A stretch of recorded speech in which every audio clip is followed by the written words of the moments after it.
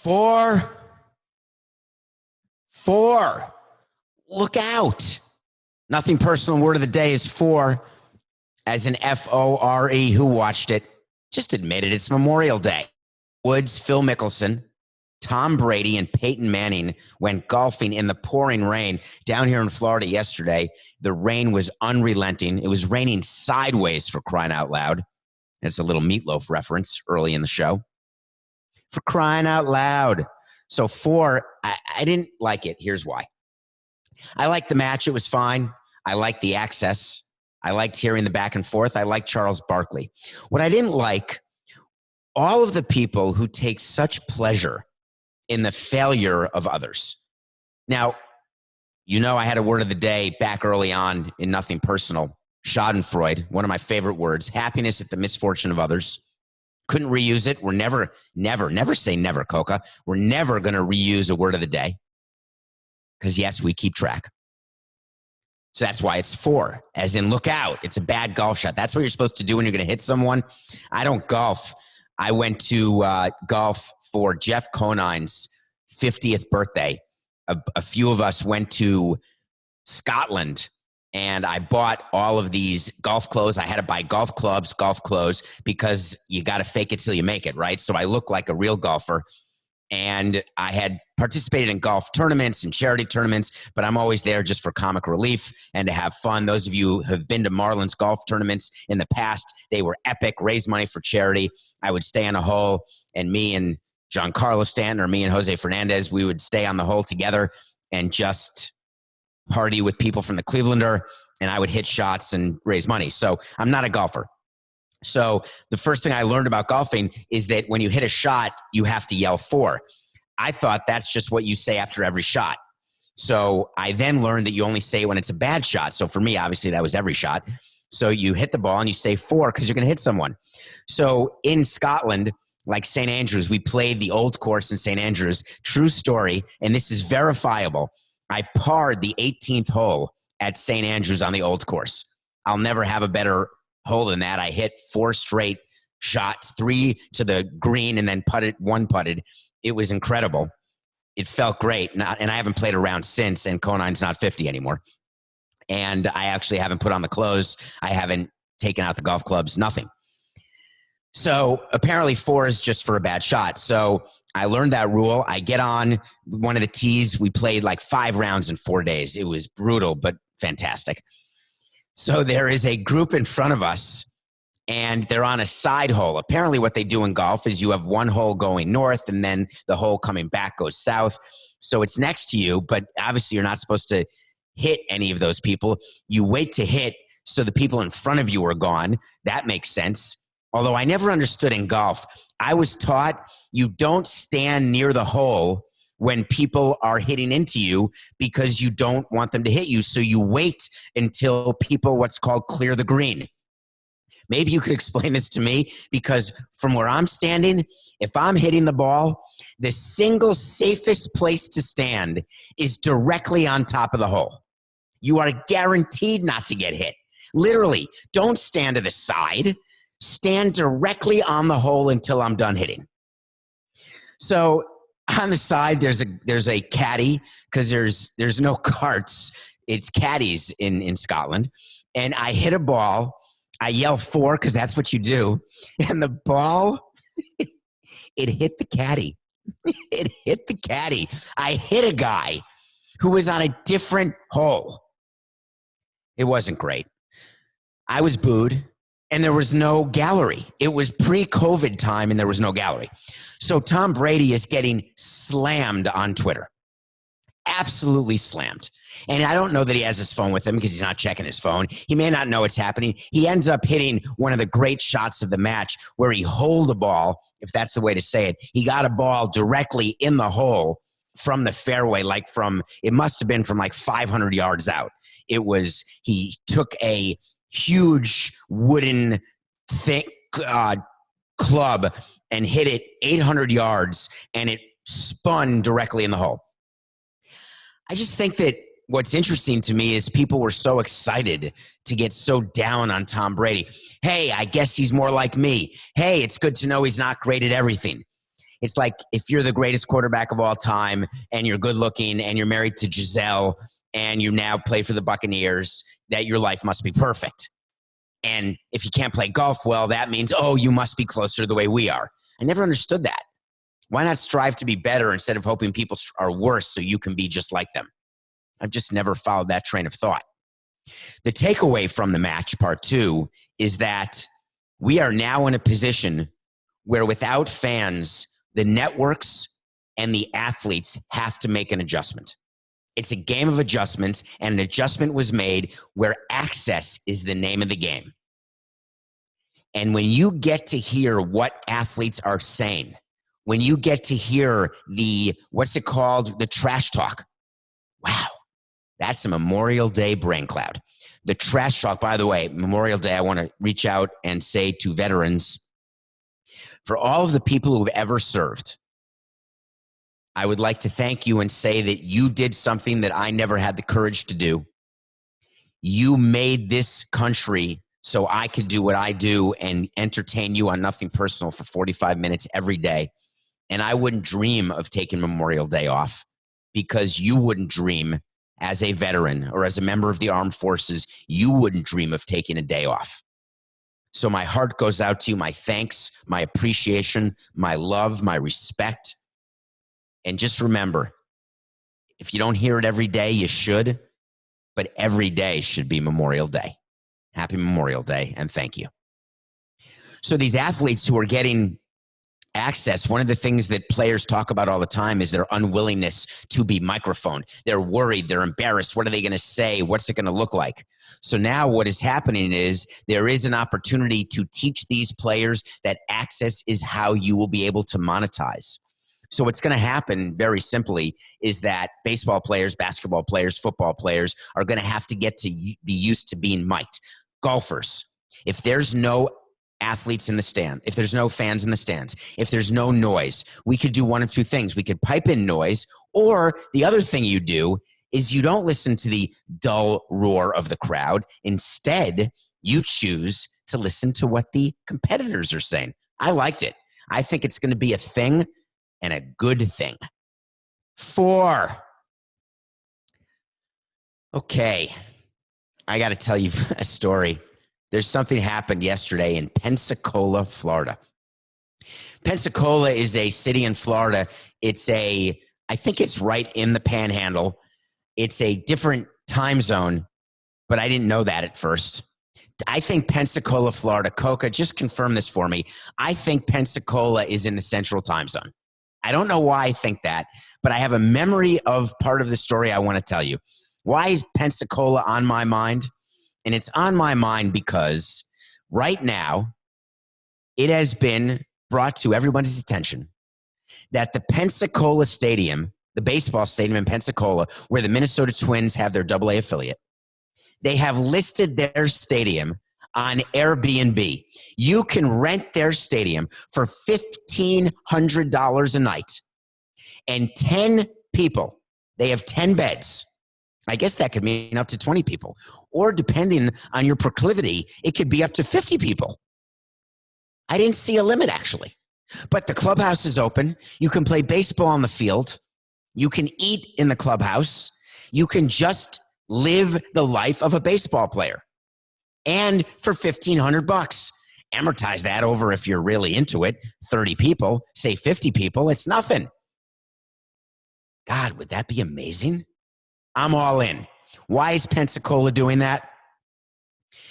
Because if you're not making money as a minor league stadium or minor league owner because the minor league season is going to be canceled, you have two choices. The first choice is you can get under the covers, suck your thumb in the fetal position, and say, please wake me when this goes away. In the meantime, I'm going to stick raspberries, blackberries, boysenberries, twigs, sticks, and rocks up my tuchus while I hibernate. Then, when COVID's over, I'll pull it out, I'll pass some gas, and I'll be ready to roll. That's one way to do it. Before you at David P. Samson, me, just know that I just described the exact thing that bears do before they hibernate. Literally, that's what they do. Anyway, you don't care about that. Actually, you should. It's one of the coolest things ever. And I think it's true. I wonder if that's a Bubba Meister. Coca, do bears before they hibernate actually stick rocks and stones and twigs and berries? I think they do because they eat a lot and they got to make sure they can live through the hibernation. Anyway, you could do that, or you could find other ways to make money. The people in Pensacola said, we have an idea. Why not make an extra $1,500 a night? And I think it's going to sell out. What I love about it is that that is what Major League Baseball teams should do. And I love the fact that we used to do that with the Marlins. We would invite groups if they were sponsors or groups who would pay, and they could come watch a movie on the Jumbotron and have a sleepover. They could be in the clubhouse and sleep over, both Marlins Park and Pro Players Stadium. Why? Because that's called non-baseball related revenue. And non-baseball related revenue you get to keep. Because in baseball, there's something called revenue sharing. And when you receive revenue sharing dollars, for every new dollar of baseball related revenue that you raise, you actually only keep 66 cents of it, rough math. But if you raise $1 of non-baseball related revenue, like a concert or like an Airbnb sleepover, guess what? You get to keep $1. So our job was to get as much non-baseball related revenue as possible. Pensacola has it, and it's reminded me of my great Pensacola story. I've never been to Pensacola in my life except one time. And here is the story of how David Samson, I'm not referring to myself in the third person, I'm just saying this is the story. It's nothing personal. This is the story of going to Pensacola. In 2011, on 11/11/11, we unveiled, and that's not a dollar, Coca, because back then it was a we, the Florida Marlins became the Miami Marlins. There had been about a year process of coming up with a new logo. You all hated it. It got leaked. And then all of a sudden you bought all the merchandise, and it was one of the top selling hats in 2012 prior to all the craziness. But it was sort of the rainbow M, and there was a very, what I thought was an incredibly sleek Marlin on top of the M. If we were back not in the home studio, or Coca could get a raise from CBS, we would right now be able to show you, if you're watching on YouTube, we'd be able to show you the Marlins logo, but I can't, and he can't. But in any case, we developed this logo, had a sleek Marlin, it came over the M, and we're getting ready to unveil it, and we're making shirts, and we are getting trademarks and copyrights, and we're getting licenses, and we're getting ready to unveil. And when you unveil, as you know, you start selling stuff, because that's how you make money. So we get a letter sometime in 2011 from someone in Pensacola, Florida, saying, stop. You are in violation of my copyright and trademark. He was the owner of a restaurant, I'll never forget this, of a restaurant called the Grand Marlin in Pensacola, Florida. There was one in Panama City and one in Pensacola, Florida. And this guy owned this restaurant, and apparently he sold clothes in the gift shop that had a Marlin that looked pretty familiar and pretty close to the Marlin that we were using as part of our logo. So the guy sends a mean lawyer letter, and I get it. And I say, all right, put it on the list. I got to deal with it. And I do what I'm going to do, which is I call the owner and I call our lawyer. Not necessarily in that order. I say, we have a small problem here, but I'm going to take care of it. So I call up this guy, and I say, his name was Rod, I believe. Rob or Rod. I think it was Rod. And I say, Rod, it's David Samson, president of the Marlins. I really don't see any similarity in our Marlins, and we are unveiling. So please explain to me what your cause of action is, and are you serious? And I figured I would offer him, a signed ball, and that would be the end of it. And he would go away, and I'd move on to the next, because this happens on every Tuesday. You're dealing with people who are threatening to sue you. You call them, and you just settle it, deal with it, and it's done. This guy would not budge. And he was fully lawyered up, and he made it very clear that he was willing to spend whatever money was necessary, that we could not use this Marlin. And that was a non-starter, because we had developed the Marlin, we had approved the Marlin, we were going with the Marlin, and we were doing polo shirts and T-shirts and jerseys, and we're going forward.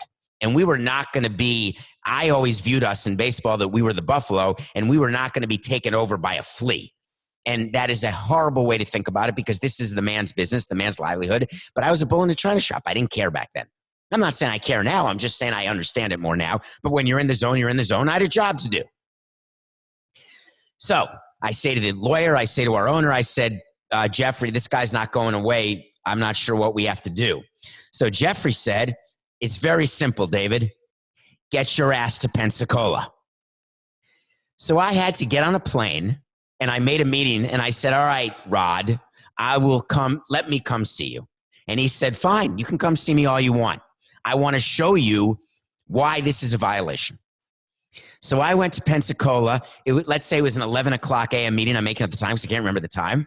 So I get there in time for the 11 o'clock meeting, and I go into the restaurant because that's where he wanted to meet, was in his Grand Marlin restaurant. And I say, I'm here for my 11 o'clock meeting with Rod. And the person there says, wow, you're an hour early. And I said, no, I'm not. The meeting is at 11 and not noon, because it was 11. And if anyone knows me at all, they know one thing. I am on time. The person said, it's 10 o'clock.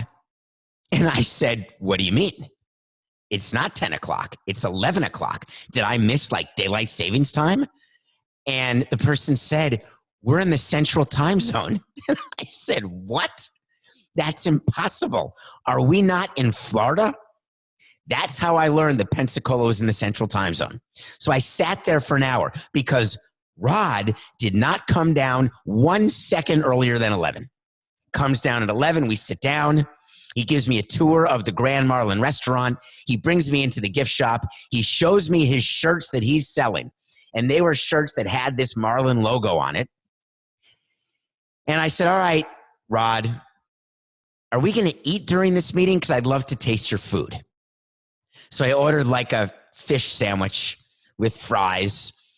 And I violated every rule of meetings, which you don't order food that you can't eat with a fork and a knife. But I felt like I was the big bad baseball executive, that I could violate any meeting I wanted. I could use 50 paper napkins. I could do it all. So I ordered the fish sandwich. I'm eating it. I'm messy. I'm getting tartar sauce everywhere. And I'm trying to explain to him that there's nothing we can do here, because we'll go to court with you because we are using this Marlin. And he had said that his original position was, you may not use it at all. So what I decided to do is, without any authority from the owner or from Major League Baseball or from anyone, I said in my head, all right, I've got a solution. I've got a solution. And this is the last option. So I said, as I was wiping the corner of my beardless face, I said, okay, here's what we can offer. We'll give you tickets to opening day in the new ballpark, some autograph materials, and we will never sell any piece of clothing or any other merchandise that has just the Marlin on it. And he looked at me and he said, wait a minute, are you still going to use the Marlin with the M? I said, yes, that's a guarantee. He said, but you're willing to sign a document that you will not use the Marlin alone, because that's what he did. And I said, yes. And we had a deal. We found a compromise over a fish sandwich at the Grand Marlin in Pensacola at about 1:30 p.m., meaning 2.5 hours into a meeting. We found a solution. I don't even remember if Rod came to opening day. He may have. I remember that he was unhappy with the solution, and so was I, which means it was a good solution. I remember that we convinced Jeffrey and MLB and our own lawyers that this is what we had to do. And we spoke to our merchandise people and all the licensees who made garments. And that is why you will never see the Marlins, which, by the way, Jeter's gotten rid of, so it's a whole new logo. But you'll never see a shirt anywhere with the Marlin part of the Marlins logo without the M, because of the Grand Marlin in Pensacola, Florida, which is on Central Time with a double-A stadium that you can rent for $1,500 a night. Well, we've got breaking news. Yes, we do. The NHL has released plans for how they can get to phase 2 of returning to play. I like that, actually, because they're doing a whole thing. Now, I'm just getting this now, so I do want to put my glasses on. I'm not embarrassed. I told you the story of my glasses, right? These are $10 glasses or $5 glasses. I leave them all over everywhere. If I lose them, I lose them. I'm not going to spend a lot of money on glasses. It's Walgreens or it's Amazon now where they just come and I replace them. I'm actually getting a delivery tomorrow of 5 or 6 new pairs, and I just leave them in different places, and I'm okay to wear them because I do need reading glasses from time to time. It's not the end of the world. It's fine. So the NHL said that they want to get into phase 2. Phase 2 for them is when they, by the way, if you're listening, I appreciate that. And I could have skipped the entire reading glasses story and you wouldn't have known that I'm wearing reading glasses right now. But I am. Please go on Apple, by the way, 5-star, rate, review, ask a question. We're going to be doing the mailbag pod at the end of May. It'll be released the first Saturday in June. I don't know why we do that, but we do. That's the most random thing in the world. Anyway, Saturday, June something. I don't remember the date, 5th, 6th, whatever it is the first Saturday. Ask a question in the review that you leave on Apple. So, thank you. Phase 2. This is about protocols. This is about getting players back into their facilities. Let me be clear because there's going to be a lot of confusion right now. There was nothing in this at all about a timeline for training camp, about a timeline for return to play. Why? Because they're smart. Gary Bettman, the commissioner of hockey, he knows there is no timeline. We're now beginning to think about a phase 2 where we can have no more than 6 skaters on a rink, no coaches, no contact, no nothing. It's just starting to get your sea legs under you. We don't even know when. They went into a full 20-page document about testing, about the need for testing, even those who are who are asymptomatic. Masks all the time, except when you're on the ice. Weightlifting. You can weightlift, but not with spotters. I want to make sure that everyone is clear on why these rules are so significant, right? Only 6 players on the rink at once. Why player participation is strictly voluntary. You can't make your employees come back if employees aren't comfortable, if they're sheltered at home, if they don't want to get in the ice, if they don't want to be around other people, even with social distancing. This has taken a mental toll on many people. We don't even know where it's going to end. But what we do know is employers have to be super careful and super tolerant. Even though we want sports to come back, even though we're beginning to see golf, and we may even see a golf tournament in the next 2 weeks. The reality is that for one of the 4 major pro sports to start, in addition to the economic agreements that have to take place, we have to understand that not all players are going to want to come back. And if they do, they won't all want to come back at the same time. The memo from NHL is really good about that. Their goal, of course, is early June for phase 2, recognizing that it may not happen. So what is my thought exactly on the NHL and its phase 2, and what does it mean for when it's going to start? Well, what it means to me is every sport's going to have this exact same phase 2 plan. So just let's talk baseball, since we're all excited the baseball is going to happen. Just know this. Dollar Coca. It's $1. When is it going to stop? You still haven't told me what I owe. It's going to hurt one of these days. Baseball is not simply going to be a flick of the switch where they have an agreement on salaries and economic principles. And all of a sudden, they say spring training will start on June 10th. And everything will be normal. Every player will come in. There'll be workouts. There'll be cameras at the workouts. We'll hear the crack of the bat. And then the games will start on July 4th. We'll go through a season. It's just not going to be that way. And the leagues who understand that, the players who understand that, the sponsors who understand that, and the fans who understand that, all of those different constituencies, if there's not complete understanding, broadcasters, rights holders, everybody needs to be on the same page. Because if they're not like this, locking their hands together, there won't be sports coming back. So what the NHL does after this memo, we're going to watch how phase 2 works. We're going to watch how the testing works, because they made it clear in this memo that all of this is contingent upon there being enough testing kits for all essential healthcare workers whenever they want to be tested. Something's going to give. NHL is not the only sport active today. Don Garber, Major League Soccer. Do you remember that sport? People don't talk about Major League Soccer. What a bad timed pandemic for everyone, but we talked about how bad it's been for Inter Miami. The first year after 7 years or 6 years of stops and starts, and David Beckham and Victoria Spice and everyone saying Major League Soccer's coming back to Miami, all ready for opening day. Built a new, it's not a new stadium, it's a new temporary facility in Fort Lauderdale. Well, Don Garber has now sent a memo to all league and club personnel.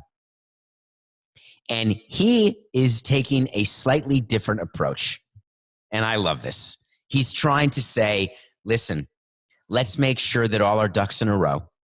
Let's make sure that we get through this COVID pandemic together, because we want to get started. We don't know if it's going to be in a single bubble situation. We don't know when Miami will get to open its stadium. But here's the one thing I do know. If you're going to leak information and be public about anything that we are negotiating, taking a page out of the Bud Selig playbook, we are going to fine you up to $1 million. This was a memo that said that the leaked information, quote, is impacting our negotiations with players, commercial partners, and local authorities. This will severely imperil the future of our league.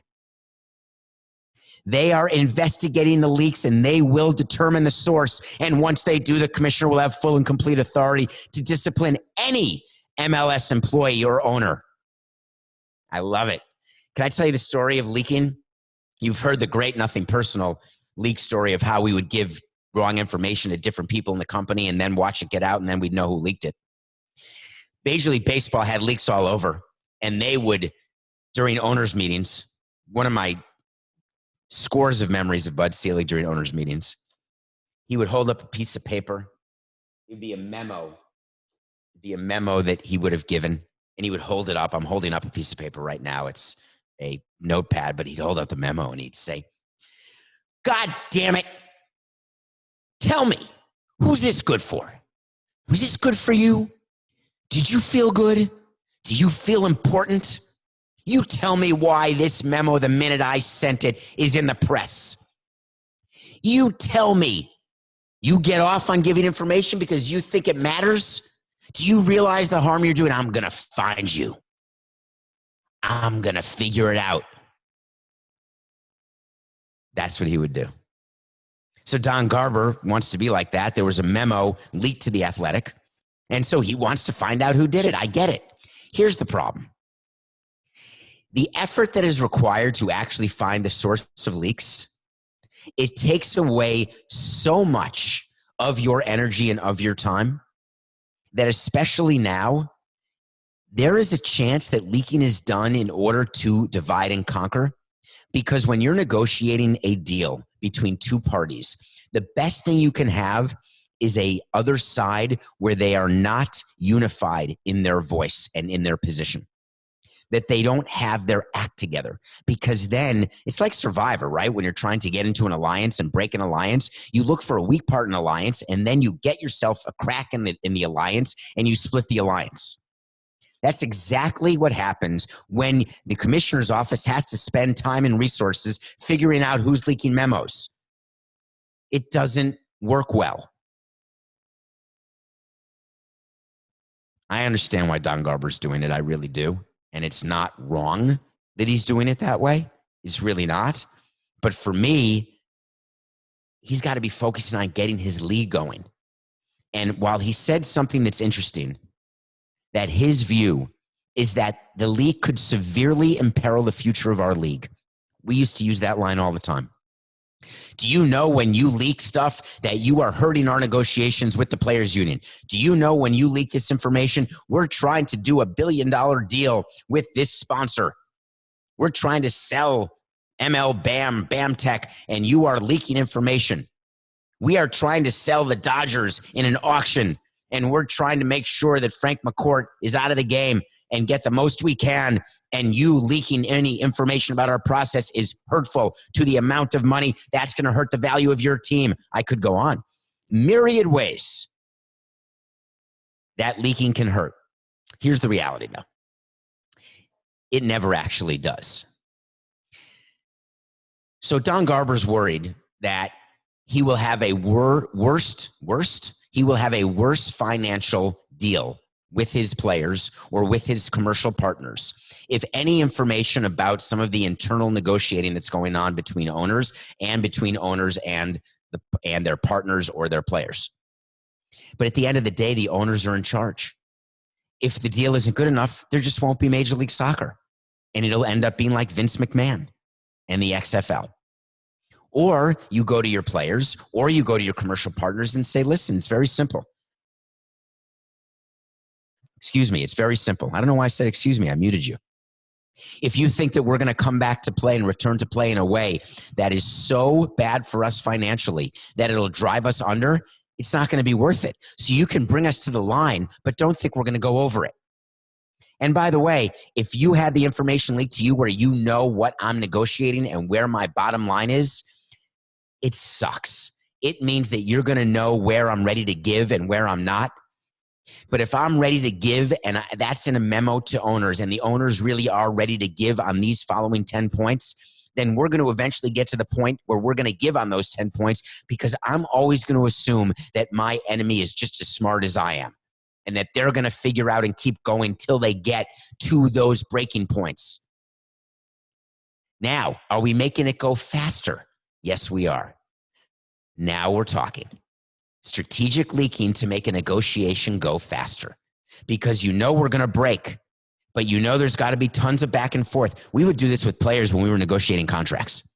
If we knew that a player wanted $10 million a year, but he would accept $8 million a year, but he asked for $12 million a year, but we had information that he was willing to take $8 million a year, I would call the agent and say, listen, our GM is going to be going back and forth with you. I'm telling you right now, we're offering 4 and you want 12. We're going to have to take 20 steps toward each other, but I know I'm willing to do 8. You know you're willing to take 8.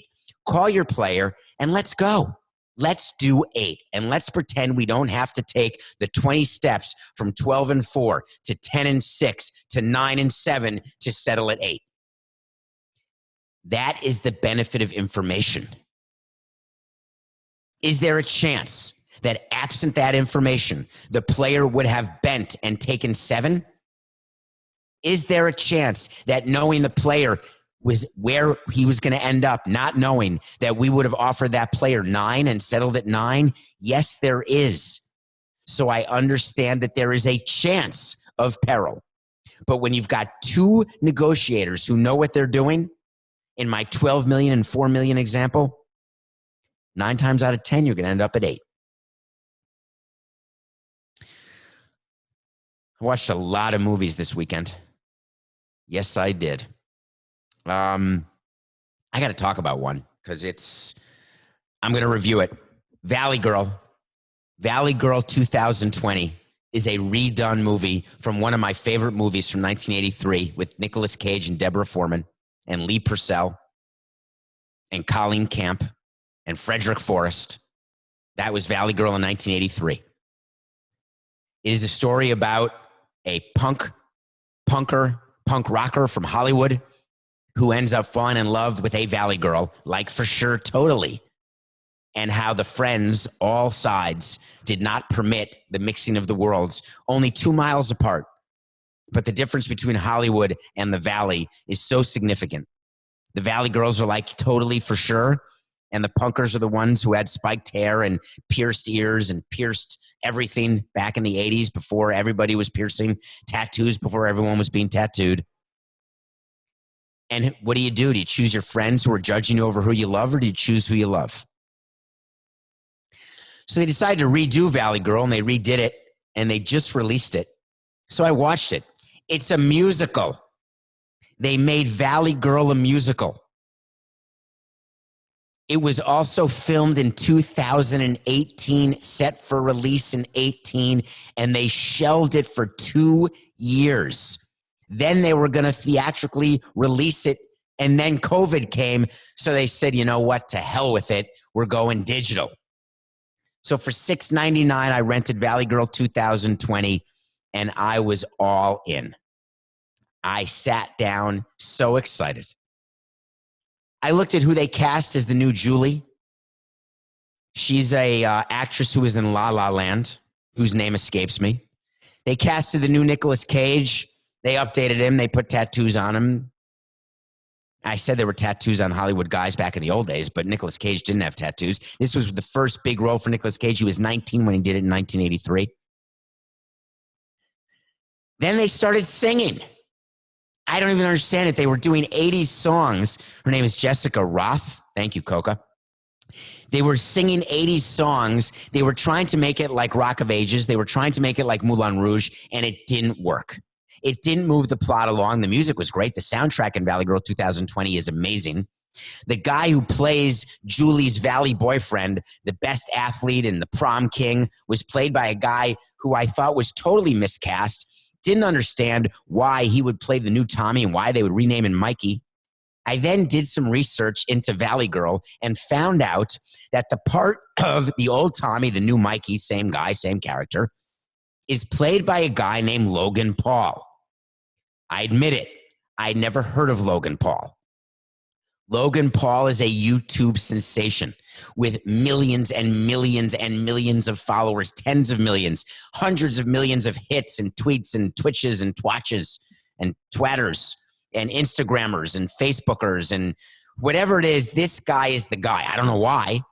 But then I read further that because he was involved in Valley Girl, when it was filmed, it was shelved because of him. Not because the movie was so bad. It was shelved because he was suspended off YouTube. He was taken off the trending list. He was given a 90-day suspension because he filmed a video of a dead guy in Japan who had just committed suicide. And then he had made some anti-Semitic or anti-homosexual posts. And they shelved it. And now it's back. And it got me thinking, how things have changed. Because in the original Valley Girl, one of the big songs is by Josie Cotton, and the title of it is Johnny, Are You Queer? Johnny, are you queer, boy? And the women singing it put their hands down in what used to be known as a gesture of a sign of homosexuality, like if you have your right ear pierced and you put your hand down in what I would say is an oy vey or give me a break, but it's a flick of the wrist. They completely were making fun of homosexuals, yet the song is actually about a woman who is saying, why aren't you attracted to me? Are you attracted to men? Johnny, are you queer? She's saying, why don't you want to be in my bed? Are you queer? So politically not correct. It became like a fight song for homosexuals back in the 80s. But do you think that song would play in 2020? There's not a chance. How great is that? In only 37 years. Now, that may seem like a lifetime. And I get it, because for people who had to live it, it is a lifetime. And there are people who died never having seen the change. But that's part of change in history. Many people die. We talk about planting seeds for trees whose shade we will never, ever get to enjoy. That's part of our job, is that we're trying to make changes to better society, to leave society in a better place than when you found it. And it may not benefit everybody. but the openness of our society. And by the way, there's still so much prejudice, so much. And it's so angering to me. Who cares? Who cares? Just loving someone and being loved in return seems like a pretty damn good plan to me. And it took 37 years. People will say it took 100 years. People will say it's not done yet. And I'll agree with all of you. It's not done yet. But the progress made since 1983, where I can go watch the 83 Valley Girl, which I did back to back after watching the 2020 Valley Girl, and say to myself, not today, and still have a love, I like it. Valley Girl 2020, please see it as a double feature, if you don't mind. Do the 2020 and then the 1983. MLBeard Challenge, it's day 71. Day 71. Now, Mondays, today's Monday, and I always know Monday because I know that we have 3 days which have passed. And the MLBeard Challenge does not stop for the weekend. It doesn't stop for Memorial Day. It doesn't stop for anything. The MLBeard Challenge continues. We will not shave. By the way, Coke and I were talking before the show, and it's so bad now that when we work out, I don't know how you people do this with mustaches, either purposeful or not purposeful. It's in my nose. I'm having a hard time breathing while running now because I get little hairs. And every time I brush my teeth or eat or use 20 napkins, which is not good for the environment, but I have no choice because I have stuff everywhere. So we're growing the beard. We've been growing it for 71 days. Day 69 was on Saturday. Day 69. Ottawa Senators. I'm going back to Canada in honor of the Ottawa Senators and their brilliant hiring practices. We're giving $1,000. $1,000 for the first 100 days of this beard challenge to different cities, organizations. We chose Ottawa Senators for day 69. Why is that? That's a wait to see. You're going to have to wait a long time. Day 70, I asked you all to give me suggestions, and you did. Keep giving them, please. More organizations. It's been great. There are so many great causes. It's why I've always asked, if you have $19 or $190 in honor of COVID-19 or any amount you want, $20 for 2020. Helping people who need help is always important. It's always been important. It will always be important. We are in a particular part of history that it is critical. Someone submitted a Chicago charity called Misericordia. Thank you. I'm giving $1,000. Day 71 is today. I thought about baseball and I thought about charities and I thought about the good people in baseball. And it just so happens that on TV this weekend was a game from the 2003 postseason. And it was a game against the Cubs and the Marlins National League Championship Series, which the Marlins ended up winning. And then we went on to beat the Yankees. And one of the great pictures I have in my mind is of Joe Torre, who I got to know in baseball and I continue to know and speak to, and I'm lucky to count him as a friend. He is a good man. I don't feel sorry for beating him in 2003, don't get me wrong. But I'm appreciative of what he does, his role in the history of baseball. I'm in awe of him. He has a foundation called the Safe at Home Foundation. And the Safe at Home Foundation is taking care and helps people who are victims of domestic abuse and domestic violence. And during this time of COVID-19, when people are sheltered at home, it's harder and harder for people to get to a phone or to get away and escape when they are the victim of domestic violence or domestic abuse. Joe Torre's organization, Stay at Home, has been working overtime. They're like in the 28th inning as they work to adjust and make their services available and get the word out that help is there. So $1,000 for day 71 is going to the Joe Torre Safe at Home Foundation. So part of this MLBeard Challenge is that it's important that you understand why we're doing what we're doing. We're not going to get to every charity. We're going to get to 100. That's for sure. But after 100 days, this beard may still be growing and there will still be needs for charity everywhere. And when you're thinking about your life and your position whether we're in a recession, depression, or whether the economy is booming again because sports has come back and you're happy. Please take a minute and remember that not everyone is in the same position you are. And maybe you could say to yourself in this one instance that we're not going to make it about business, but instead we're going to make it personal.